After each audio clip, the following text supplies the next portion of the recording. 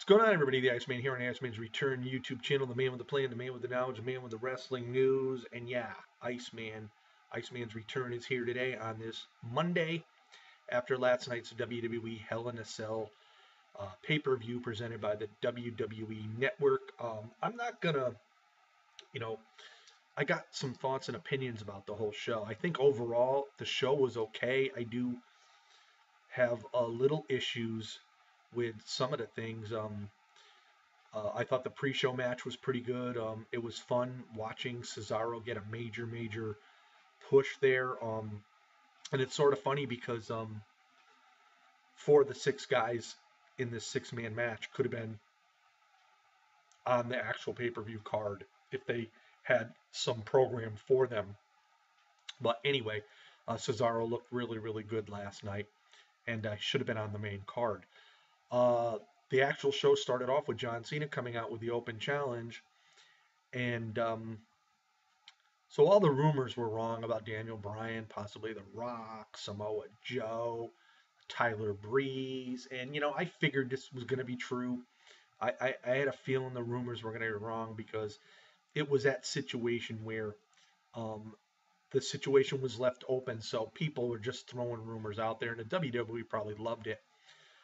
Because they did re-sign Alberto Del Rio. I had no problem with Alberto coming out because it's much like like when John Cena was gone from an injury a couple years ago, he came back and defeated Alberto for the World Heavyweight belt.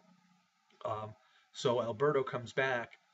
I had no problem with Alberto winning the United States title from John Cena, but the issue of the whole situation was I thought the match was way too short. It wasn't a typical John Cena type match. And this match didn't prove anything. It didn't sell anything for the fact that John Cena is going to be off TV for a couple months. It had no sell to it whatsoever. I thought whoever was going to face John Cena was going to take him out. And, and there we'd have a reason for Cena to be off TV. But this had no sell to it whatsoever. And again, the match was way too short. So that was my issue with all of that. I didn't care for the match at all. I really didn't. That was probably the worst match of the night for me. I will say one of the best matches of the night was Bray Wyatt and Roman Reigns in Hell in a Cell. I thought that delivered. I liked the way the match, was choreographed and whatnot. And I was very happy that Roman Reigns finally got Bray Wyatt off his back and ended up winning this match. I was very pleased with this match. I thought it was really good in my opinion. Another match which I thought was real good was Charlotte and Nikki Bella. Again, I've been saying this all along. Ever since Nikki has lost that title, Nikki has improved so much in the ring. And last night was another episode of Nikki in the ring, showing the talent that she really does have. She's learned an awful lot. Unfortunately, we all knew that probably Charlotte was going to win that match, but that was all right because the match was entertaining. When Nikki threw Charlotte off the ring apron, I almost thought Charlotte hit the back of her neck, which could have been devastating to Charlotte because it could have broke her neck. So that was like really close, and I wasn't sure if Charlotte was injured or not. But a good match in my eyes. I enjoyed it. And as predicted, the New Day and the Dudley Boys, without Xavier Woods last night, I just felt that the New Day is being, they're so popular right now. I just don't see them losing. I do see them possibly losing at TLC, which is a match design for the Dudley Boys with the tables, ladders, and chairs. Not quite their full, type of match, but the tables in itself. So, but that was a pretty good match overall. I think the match could have been better, but of course the New Day with their shenanigans and their sneaky ways of winning. So, other than that, it really wasn't all that bad. I think Seth Rollins and Demon Kane's match was a good match. I enjoyed watching that match.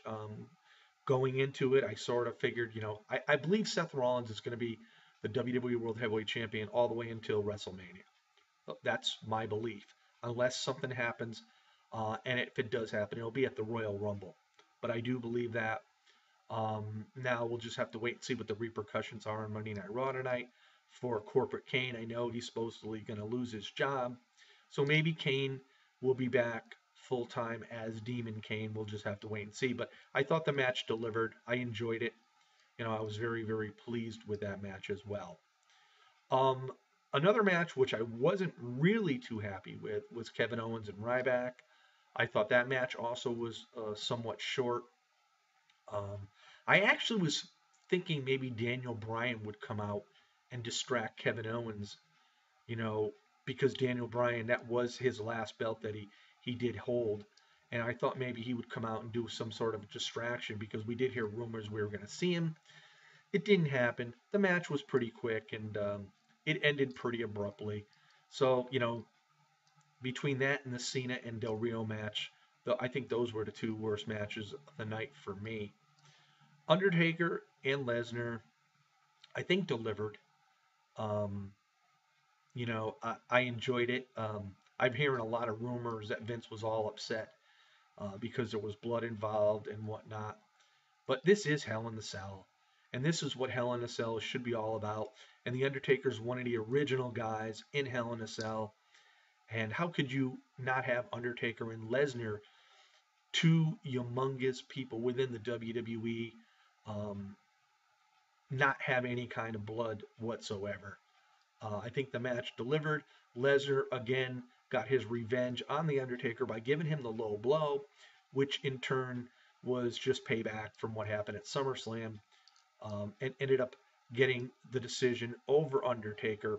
What I didn't like was after the match that the Wyatt family came out, beat down on The Undertaker, and hauled him off because we saw this before with what they did with Daniel Bryan. And I didn't like that situation back then, and I don't like it now. I don't know what they're going to do with it. Maybe they're just going to have The Undertaker off TV, probably till Survivor Series, which is going to be somewhat of a tribute to The Undertaker. But, all in all, when you look up and down the card, it wasn't a bad card. It really wasn't. Um, I just, like I said, I just felt that the Cena Del Rio thing was just like they wanted to rush it, get it over with, get John out of there, but it didn't sell anything to me. I mean, if Del Rio put him in the armbar hold where he was, they could have said he broke his arm or whatever. That would have worked for me, but they didn't even do that. He gives him a kick to the head and gets the 3 count on Cena. We've seen Cena take worse beatings from fucking Kevin Owens, Seth Rollins, and Brock Lesnar and still kick out. So, I mean, it didn't work for me. So anyway, I just wanted to give my thoughts and opinions out there. I know everybody else has done theirs last night. After the show was over, I was like, okay, you know, I'll review it tomorrow a little bit and we'll talk a little bit about it. But yeah, those are my thoughts and my opinions, and we'll see what happens tonight on Monday Night Raw. Reports are that Cena's not supposed to be there, but I don't see why. I mean, seriously, Cena should be there. I mean, because unless they're going to say he got a concussion or whatever, because they could do that. But like I said, the match did not sell, and if you're going to have Cena off TV for a couple months, at least sell it. So anyway, those are my thoughts. Those are my opinions here on this Monday. Everybody have a great day, and we'll see you all next time. This is the one and only Iceman on the Iceman's Return YouTube channel.